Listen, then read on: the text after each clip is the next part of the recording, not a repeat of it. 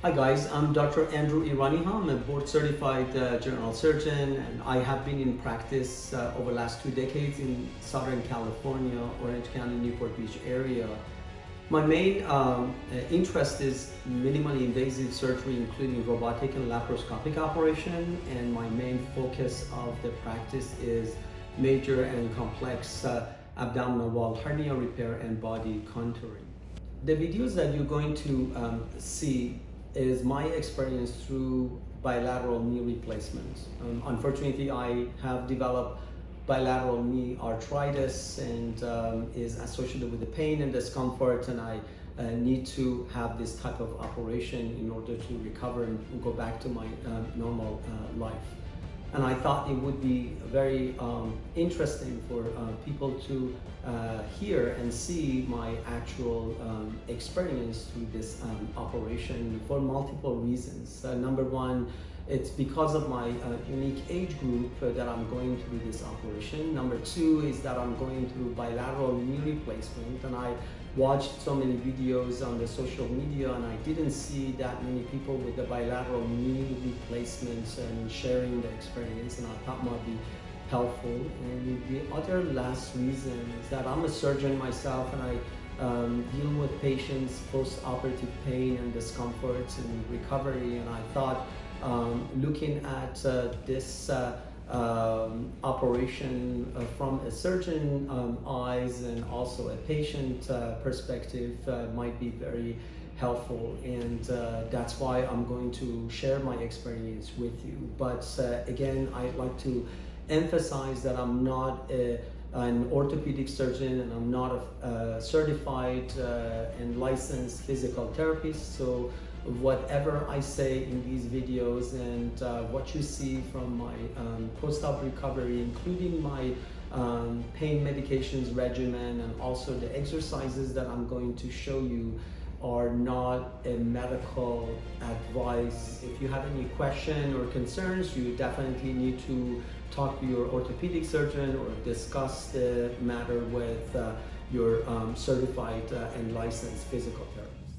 Hi guys, today is exactly 8 weeks after my bilateral knee replacement surgery, and I'm outside of the orthopedic surgeon's office. Today I had my second visit, and last month I didn't produce any video because my progression in my recovery was extremely slow. And as you know, I started working full-time a month ago, and since then I was putting a lot of pressure on my knees, and there were days that I had to operate probably 6 to 8 hours, and that caused more swelling and discomfort in my knees. I actually protected my knees with compression stocking throughout the day, and try to lie down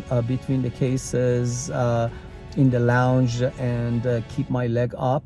But essentially, if I stood too long or sat down behind the computer for too long, then I would get a lot of swelling, and that would cause me pain and discomfort, and essentially I was limping.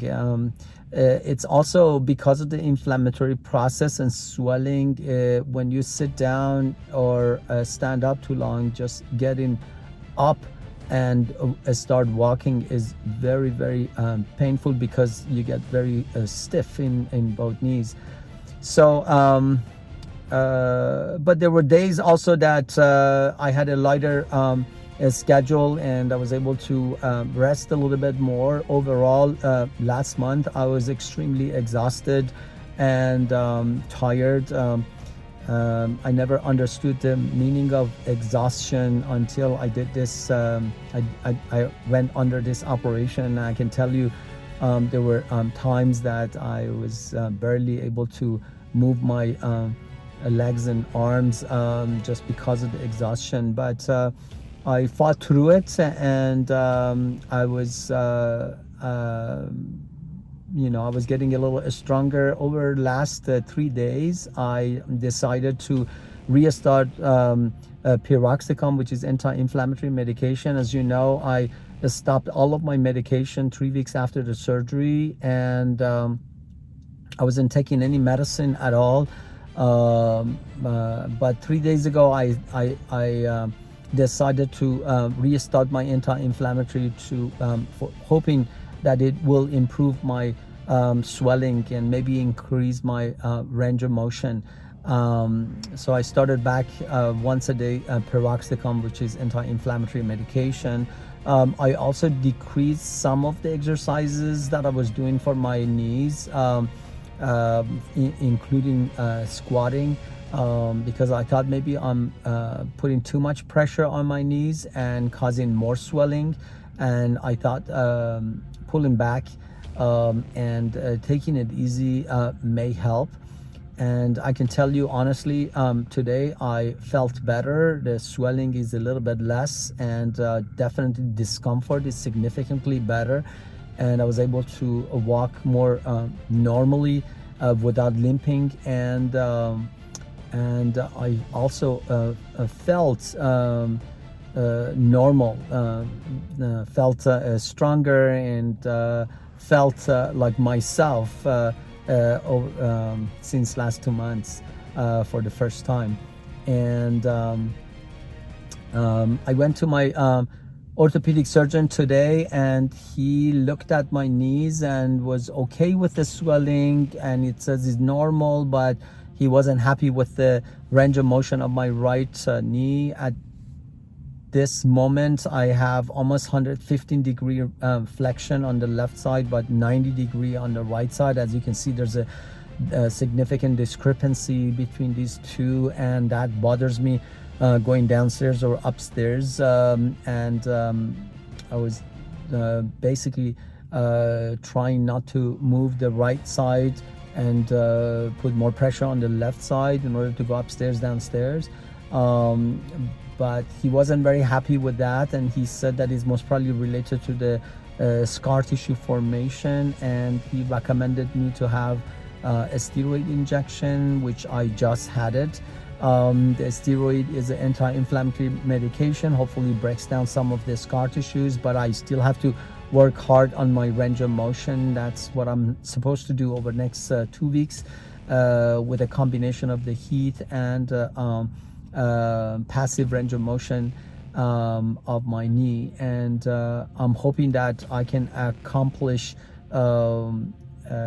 positive results, because he said if I can't and I still have difficulty with the range of motion on the right side, he may need to take me to the operating room and manipulate the knee under anesthesia. So this is a technique that sometimes orthopedic surgeons do in order to break down some of the scar tissue, and they do that under anesthesia so patient does not feel the pain. It was not a great news for me, and I wasn't ready for that, even though in the back of my mind that was my fear, and I worked very hard on the range of motion. But this is what it is, and whatever happens, I have to get back to normal. So if it requires manipulation under anesthesia, so be it, and I need to do it. So I have 2 more weeks time, and hopefully a steroid works. I'm gonna work hard on my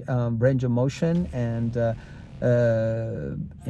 we'll see what happens. I need to see him again in 2 weeks, and he will make a decision about the manipulation if obviously this conservative treatment does not work.